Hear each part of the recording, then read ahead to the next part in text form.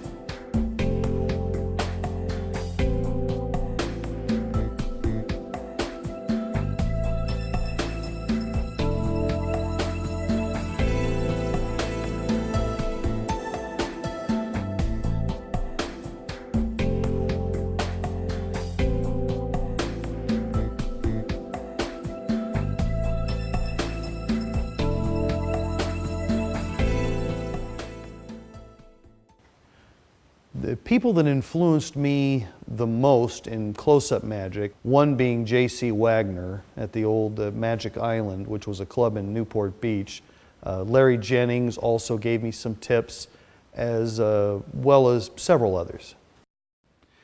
Here's a classic that I used to practice all the time at Knott's Berry Farm. So we're going to use this card right about here, and now there it goes. Apparently hopelessly lost somewhere in the deck. And now, here comes the card. 1, 2, and here it comes. Oh, didn't I tell you? Jokers are wild. 1, 2, and 3. Most of the time I do fairs, festivals, some corporate events, a few nightclubs here and there. In the timeless tradition of the traveling showman, Jeff Martin brings to the stages of America a lifetime of talent.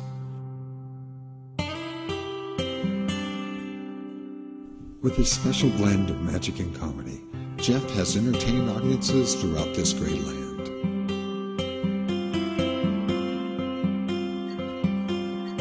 Come, travel America with Jeff Martin, the blonde, curly-haired magician.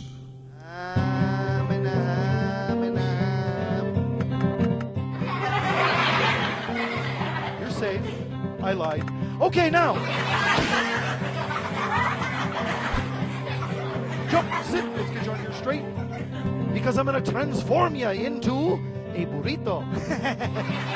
I'm kidding. She's not a burrito. She's an enchilada. This is family entertainment at its best. Jeff combines sleight of hand, clean comedy, and audience participation into a show that entertains people of all ages. Now, pick one of them, put it in my hand. Now, if I do this, did I do anything tricky? No. No, nothing tricky has occurred. The ball's right where we left it. But if I center this thing like this, and then pick up this bag and squeeze it, the ball will jump from here and end up inside of this bag. See, here's the ball right here. Here's the bag. Watch the ball now. 1, 2, 3. It's gone. Back inside the bag. You know what? The bag is confusing us. We'll get rid of the bag and make the ball jump from the pocket to the goblet. And there it... Uh-oh. Uh-oh. Oh, it's stuck. Oh, it's the bag. That's kind of weird, huh? Yeah. May I have those 2 little spheres? If I get rid of that one, then I get rid of that one, then of course there's an extra one right here and one more right there. Of course, these do not collapse, do they? No, they do not collapse. As a matter of fact, these 2 do not actually fit under the goblet with this one. Do you know why? Because it's really not a goblet. It's a solid block of wood.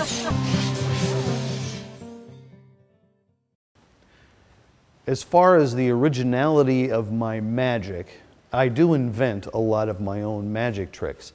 But as Penn and Teller have often said, we stand on the shoulders of giants. And so everything I do is based off of something that I learned from somebody else.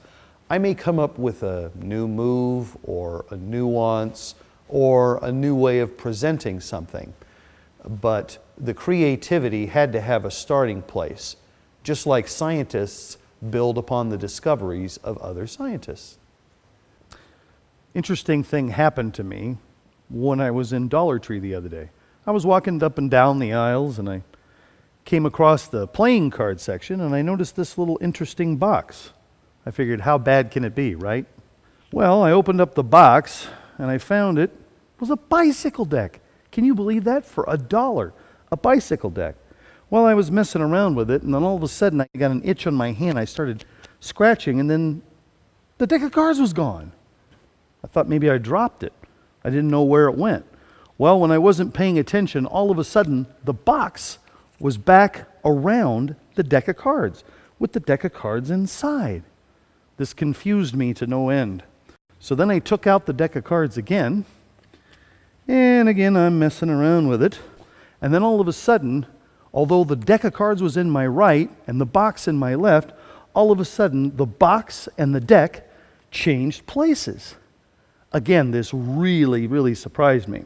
So I'm trying to adjust, and the doggone box disappeared again. And you know what? To this day, I still have yet to find that box. Creating interest in a specific subject in an educational way is wonderfully accentuated by using magic tricks. Every kid that I've ever come in contact with loves magic. And a lot of them experiment with it at home, or they have a few tricks that they do themselves that one of their relatives has taught them. So when I use magic, I heighten their interest and I'm able to show them how math, science, reading, history all connect to magic.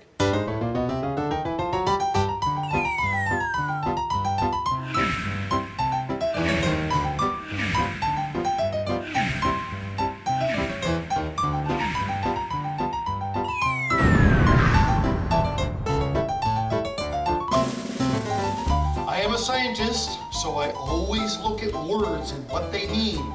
For instance, the word magic and the word science.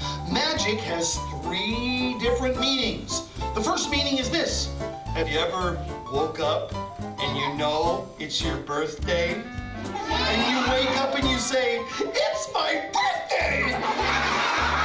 That is a magical moment. We can take this coin and make it go on the top of his head. And it comes out of his ear. Ew. Or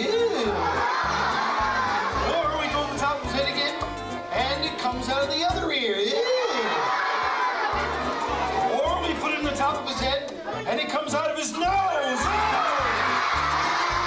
If we were to see these pieces of paper, what color are they? White. You just made an observation. Now, these pieces of paper are also going to tell us something very important. You see, there was a man who was the most famous scientist of the 20th century.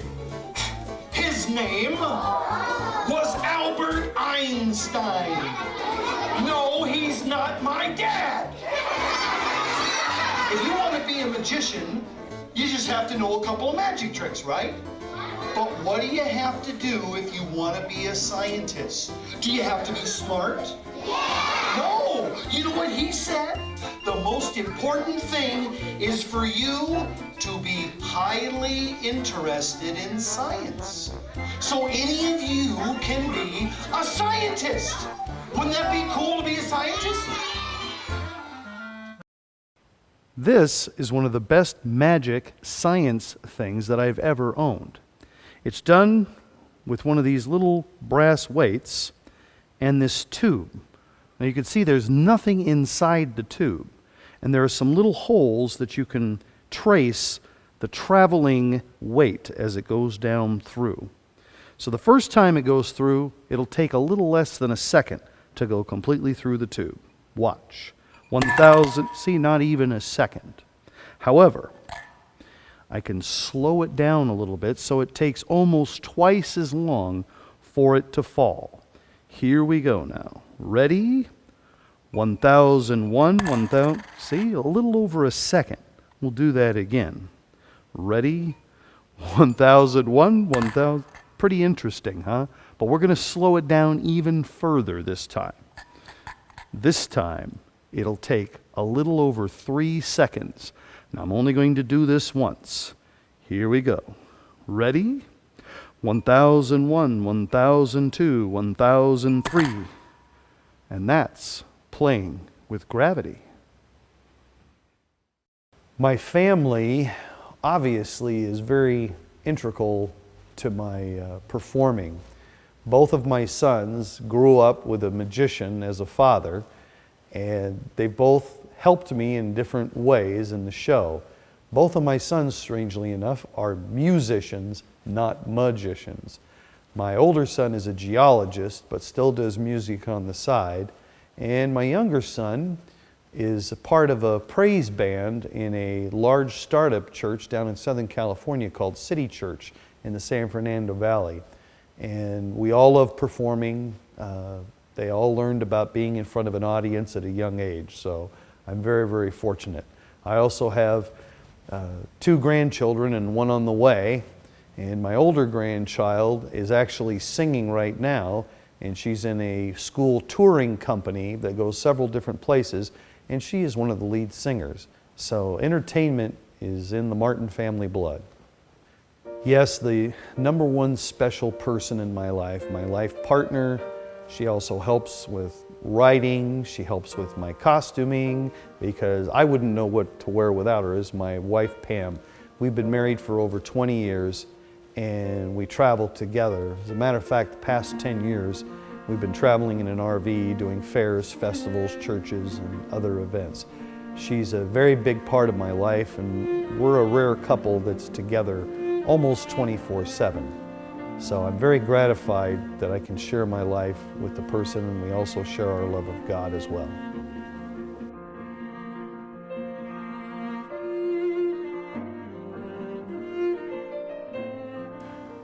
I want to thank you all for listening, and I hope you enjoy my magic, and hopefully I'll get to perform for you sometime. Thanks for watching.